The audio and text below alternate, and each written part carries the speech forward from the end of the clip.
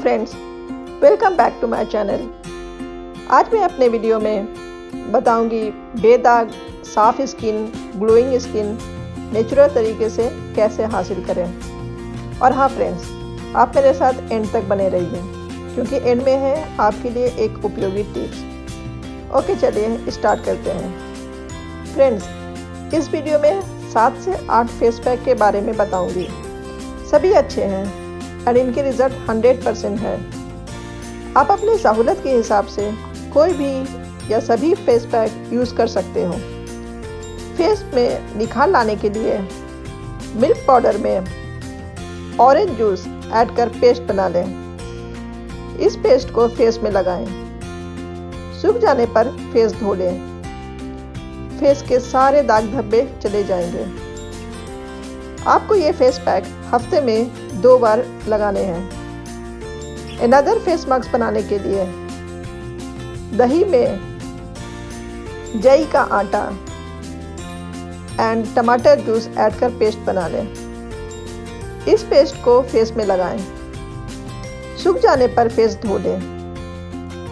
इनसे आपकी फेस में रौनक आएगी एंड रंग भी साफ होगा।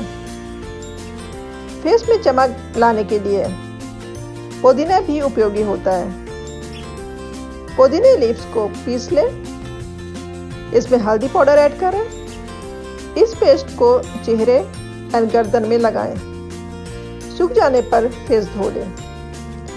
इनसे आपके चेहरे सॉफ्ट हो जाएंगे एंड कील मुहासे भी साफ हो जाएंगे। चेहरे को गोरा करने में बेसन भी बहुत कारगर होता है। बेसन में दूध एंड हल्दी पाउडर ऐड कर पेस्ट बना लें। इस पेस्ट को फेस में लगाएं। सूख जाने पर फेस धो लें।